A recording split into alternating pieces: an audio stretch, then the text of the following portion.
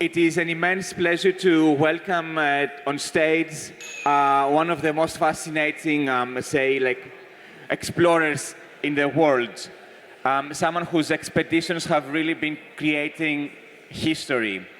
Erling Kagge is the first person to reach the North Pole unsupported in 1990.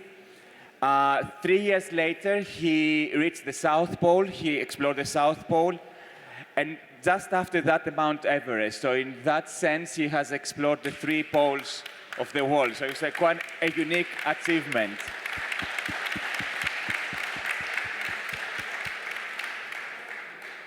And beyond that, he is an intrepid entrepreneur, a thinker, a philosopher, a writer, someone who's committed to the work of authors, to publications and to books, and to art. And I will just quote an extract from a New York Times that mentioned your work and your approach to explorations. And they called you like a fascinating explorer, a philosophical adventurer, or perhaps an adventurous philosopher.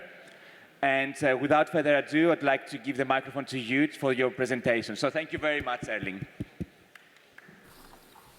Thank you. And thanks for the invitation. Until I was 10, 15 years old, I was very bothered by dyslexia.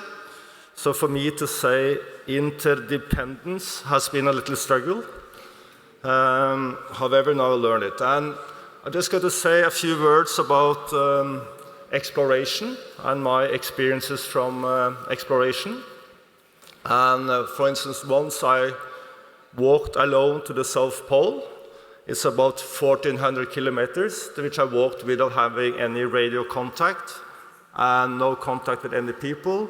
And I carried with me everything I needed to eat, and fuel, and sleeping bag, and a tent.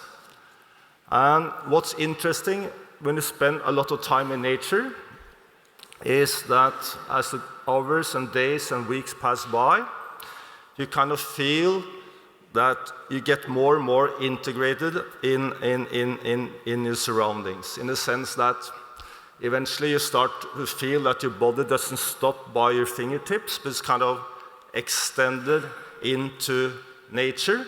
And eventually, like when you walk to the South Pole, somehow you start to communicate with the environment, and the nature speaks to you, in the sense that you send some thoughts out, and you get some other ideas back again. And when I started on skiing, on the trek, I kind of felt that everything was white, and everything was flat, all the way out to the horizon. But as the time passed by, I started to see it was not totally white after all. It was a bit bluish, greenish, yellowish, pinkish appearing on the ice, and not totally flat either. You have these structures in the ice and the snow all over. And then I started to wonder if the nature was changing, if Antarctica was changing. But of course, Antarctica remained the same. I was changing. And I remember on the 23rd day, I wrote to my diary, at home, I'm only enjoy big bites. Down here, I'm learning to value minuscule joys, the nuanced hues of snow, the wind abating, formations of snow, silence. And this trip and many other voyages across the oceans and hikes and skiing trips and climbing, I kind of taught my lesson about the importance of making life more difficult than necessary. Because, you wake up in the morning and you make all these choices throughout the day. And it's quite tempting to always choose the easiest option. Two basic problems with that is that if you always choose the easiest, it's kind of predestined what you're going to do through the day. So in that sense, you're not a free human being anymore, you're an unfree human being. And the second is that you turn into a very dull person. And To explore today is, of course, many things, as you heard about exploration this morning and also yesterday. For me, it has very much been about moving, and in the language, if you move, you're being moved. If you have motion, you'll get emotions. And all this is reflected in the English language, I'm sure in the French one too, certainly in Norwegian, but also in Sanskrit, also in the oldest languages of the world. And I have always been a walker. I love to walk. And today, when so much is about speed, kind of equal speed to progress, and everybody is in a rush, and of course the education system is very much about speed, the government is very much about speed, and business is very much about speed. So eventually to walk, to move slowly, as my kids ask me, why do we have to walk when it's faster to drive? It's a very good question, which is very hard to answer. And then eventually to walk today has ended up being some of the most radical thing you can do. And what's interesting with walking, for instance, is that I just had to watch Olafur kissing his girlfriend. Very nice. Love is important too, but that's not my subject. However, what's happening is that when you move slowly, time expands. In the sense that if you have high speed, you know it, if you take a high-speed train or drive, time narrows in. When you walk, when you move slowly, time opens up, and also space opens up. So it kind of expands space, while high speed narrows space. So I'm 56 years old, so I start to go to 70th, 80th, and 90th birthdays, and people always complain about life being short. But of course, life is not short, life is long, if you have some variety in your life. And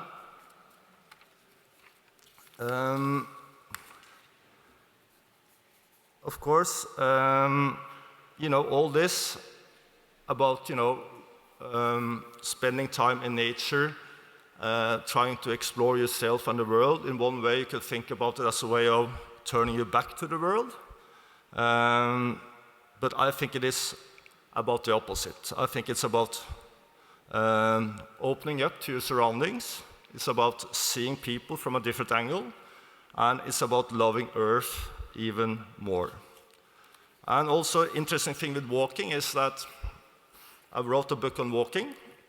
And to my surprise, I thought, for instance, that the people who do the least outdoors in the world, at least like in France and Norway, will be people who are in jail. But to my surprise, I saw this research in England that average prisoners spend 1 hour doing outdoors every day, while 3 out of 4 kids in England do less than 1 hour a day of outdoors. And actually, a third of all kids in England are not doing any outdoors through a week at all. So in that sense, you can also say it's a kind of a class issue, that people who are privileged today in our part of the world, they walk much more than people who are less privileged. And of course, if you go to New Delhi in the wintertime and you have all the smog low over the city, it's the opposite. It's the poor people who walks, and people are well off, they will drive in high speed past all the people. So it's also kind of a democratic problem. And of course, all major revolutions throughout history have started with people walking. And I'll come to the end soon. And also an interesting thing by moving slowly or walking is this kind of philosophical dilemma, paradox, called Menon's paradox from Socrates' time. That this guy called Menon asked Socrates, is it possible to find answers to questions you haven't asked yourself? And Socrates found it to be a stupid question because he knew it was, but he couldn't explain why. And the reason Socrates had a hard time, because Socrates believed that we're thinking with our heads, with our minds, and that's it. But of course, everybody who walks, and when you just in your feet, you have 26 bones, 33 joints, and more than 100 muscles and ligaments and tendons, that you kind of thinking with your whole body. You're experiencing with your whole body, not only with your mind, and you're also collecting experiences, memories with your whole body. So in that sense, your whole body works and inform you about what's going to happen. And that's why I think everybody who walks knows that you can start walking, you come back after half an hour or 10 hours, and suddenly you have so many answers or so many solutions to things that you were not aware that had been bothering you. And it was a little bit of optimism this morning, but in general, when I've been listening to people on this stage, it's a great degree of pessimism. I understand there's good reasons to be a pessimist, but I think it's also very important today to try to be a bit optimist, just as a kind of a matter of attitude. And of course, everybody can change the world, just like with a mouse. Even a mouse can eat an elephant if it takes small portions. So eventually, I start out talking about the South Pole. I know we're going to have a few questions, but my message is that although we live in this world which is regulated and exploited to a great degree, unbelievable degree, we all have to go out and find our own South Poles. Thank you.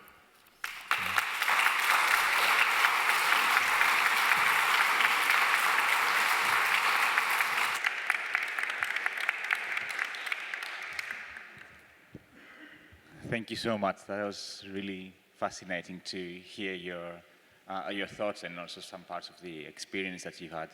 And I wanted to maybe start the questions by continuing on the theme of walking and speed and walking as technology.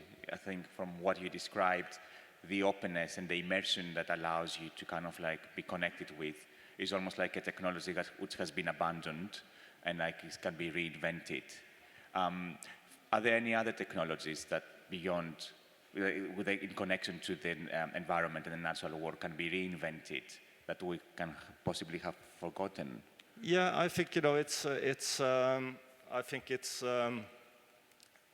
Homo sapiens, of course, was created like 200,000 years ago, and it's important to remember that it was not Homo sapiens who invented walking on two legs. It was the possibility to walk on two legs who invented Homo sapiens. Mm-hmm. So we have been walking for 200,000 years, and everything about exploration has been about doing something physical. It's about moving, it's about touching something, feeling something, smelling something, hearing something. That has been exploration until today. While today, exploration is very much about sitting in a chair, looking into a screen. So it's nothing wrong with it, but it's very different.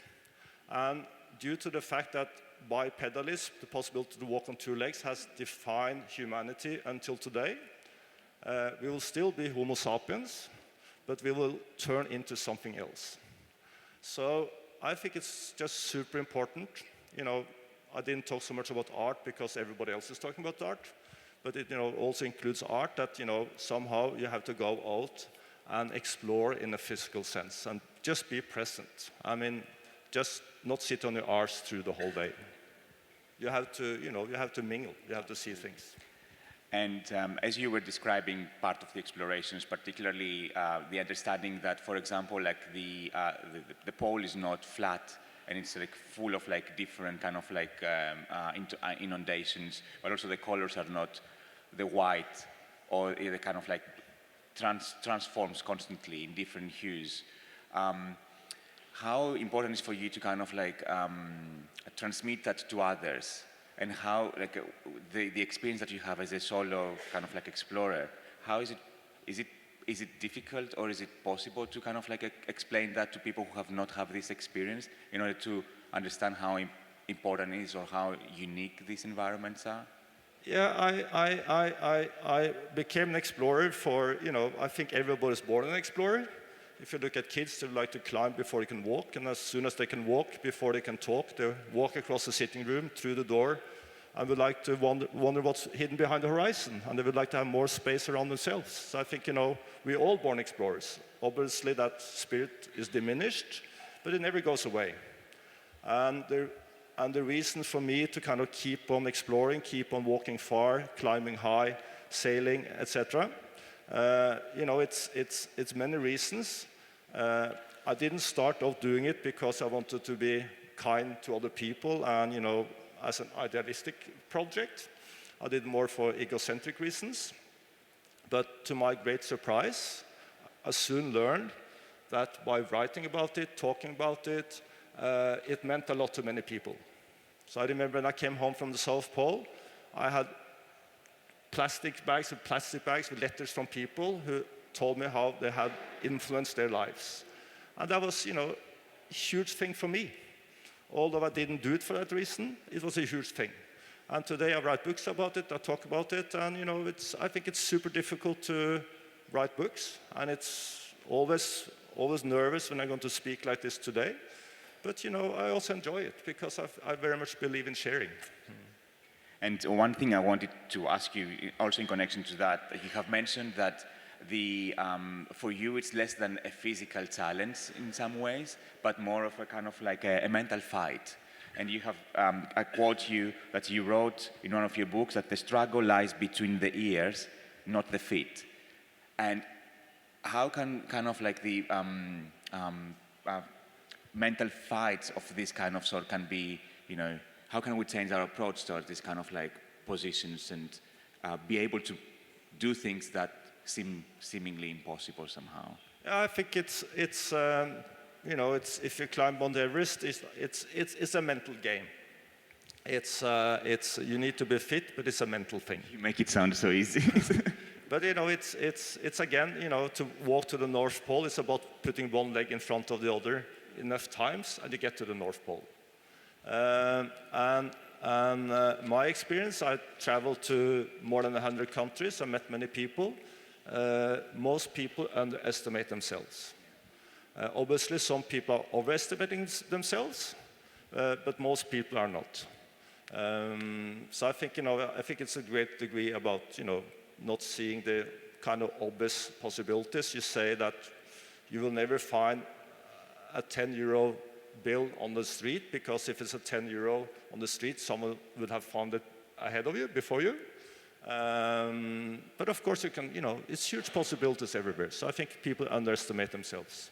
In terms of the interdependence between environment and people in your explorations, when does the interdependence and the collaboration and connection between your team or your group of people during your preparations begins or ends? Or when does the kind of like connection between environment and your teams are kind of like, fade into each other? Like, because when you are during the explorations, you are working mainly alone, and the connection to environment is much larger than the connection to people. So it's like, how does it kind of like work for you? This kind of that's right to some degree. But all my expeditions has come down to, even the solo expeditions, down to many people contributing. Because you need to make your own food before you go, your own gear, etc., etc. So you need to cooperate with specialists in many different fields. But having said that, one of the things you learn spending time in nature, and not only think about extreme trips, but just in the forest here in France or in the mountains or whatever, or on the oceans, you really feel that everything comes together. So that's kind of one thing, really, it's so obvious. So I think you don't need to believe in an almighty God, but I think it's really hard to be an atheist if you spend lots of time in nature, because, you really feel the forces. And like, these Russian astronauts in the 60s, they came down from space and they said, ha, we didn't see God. But in private, they told a friend of mine, they all felt the forces. And so I think the only thing you should leave behind in nature is a huge portion of gratefulness. And one question about silence. You also wrote a book about silence, silence in the age of noise. And there's a quote which I found very interesting, which comes from your experience being in the Pole, when you say that here stillness is all absorbing. I feel, I hear it. The soundless space does not feel threatening, but comforting. How important is silence, you think, in the kind of like current state of I think for me that was a great revelation, because we are all scared of silence. That's why we always prefer noise through the day. And noise will always be the easiest option in life. And with noise, I'm not only thinking about sounds, but I'm thinking about distractions, expectations, watching a screen. There's an average Norwegian which watches the screen 4 hours every day. And if you live for 30,000 days, which we're about to do, a little bit more, that's 120,000 hours of your life. So it's kind of a major part of your life. It's not all wasted, but let's say 2/3 are wasted, and then we're down to 80,000 hours kind of waste. So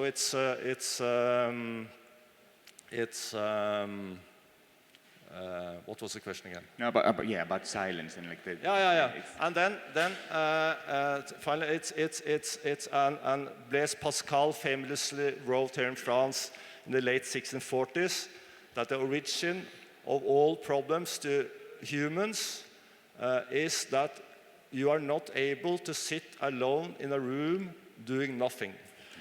And instead of doing nothing, you do something, and that's the beginning of all your problems. And of course, that he wrote in the 1640s, and that's even more true today. And that's, and the opposite to noise is silence, not necessarily around us, but silence within. And the beauty of silence within is that when you get to know yourself. You will not get to know yourself through noise only. You need to listen to yourself. You need silence in your lives. And, one of the old wisdoms of the world is you should try to get to know yourself. And I think all advices that have lasted for more than 1,000 years, we should take really seriously. Yeah. And another question which is related to that also, and also that you have said that you are inevitably part of everything that you have met, of all that you have met. Can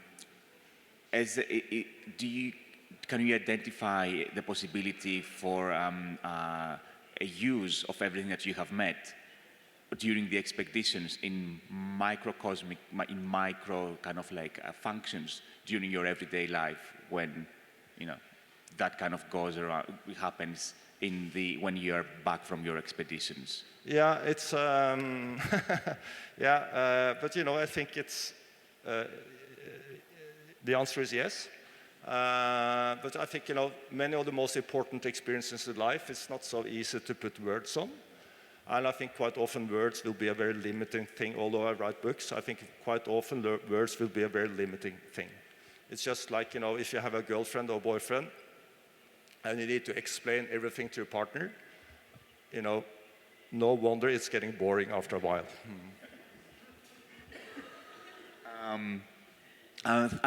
Maybe it's best to open it to the audience and see if you have any questions. I'm sure there must be some questions with the people here with us. There's 2 questions there, so maybe we can start from this side of the audience.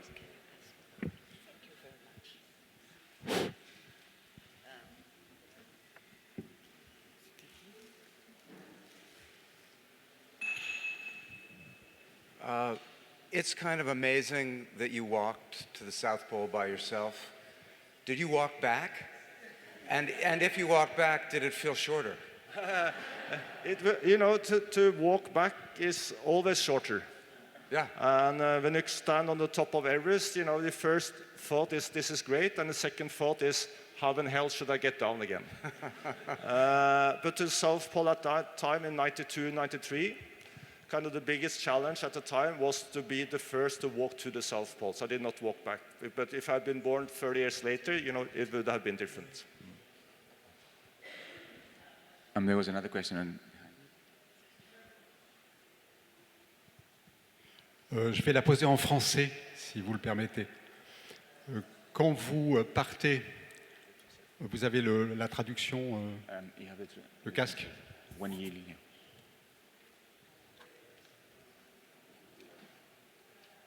Ça va? C'est bon? OK. Quand vous partez au pôle Nord, ma question est complémentaire de celle qui vient d'être posée, ou quand vous en revenez, peut-être prenez-vous l'avion, mais ce n'est pas la question précise. La question précise, c'est quand vous êtes au pôle Nord, au pôle Sud ou ailleurs, en train de marcher dans la nature, dans l'espace, que vous inspire le son et la vision que vous pouvez avoir à travers vos oreilles et vos yeux d'un avion qui passe à 10, 20, 30 km au-dessus de votre tête. Qu'est-ce que cet avion vous inspire par rapport à votre vie, à votre expérience?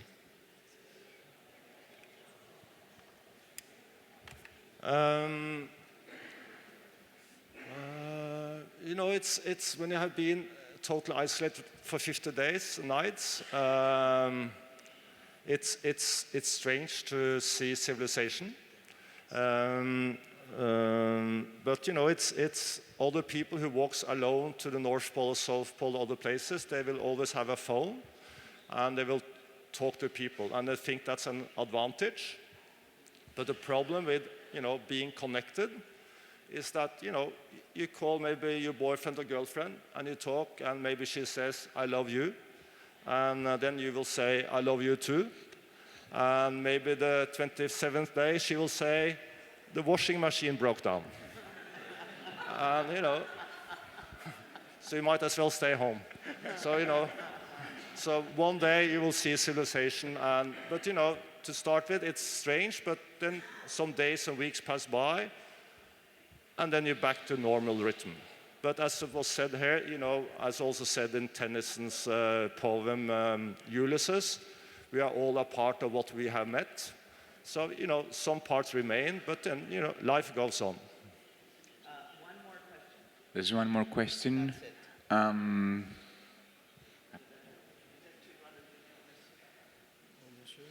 Ladies first. Thank you. I don't really know how to put this question, but how you've talked about your exploring and how extreme those situations are that you put yourself in to complete these trips. And I just wanted to ask whether that had changed the way that you walk in just naturally in the world when you're not doing an extreme exploring trip. Yeah, it's one way to sort of change it is that when you used to drag a sled, you start to walk like this. But no, it has. No, I just kind of learned it.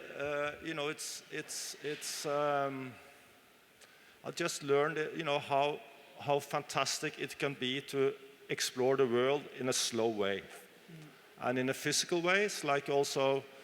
I walked through LA because that's a city where everybody drives and see the city through a car window. And somehow you might as well see it, on a video.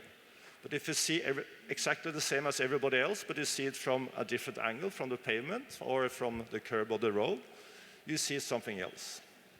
And also I walked through New York, through the sewage, train, subway, and water systems. And then suddenly you see the city from the inside out, and how New York would look if you turn it upside down. So it has more. The big change has been that I just love it more and more. But it's not a religion. So I take the metro, and sometimes I drive. And but having said that, finally, it's I think I'm also in the art world, and I think it's to a great degree. Many things in the art world is about what you're talking about now. It's very much about wonder being the engine of life, and it's also about curiosity, to try to understand. That's a fantastic ending. Thank you so very much. Thank you for your attention. Very inspiring.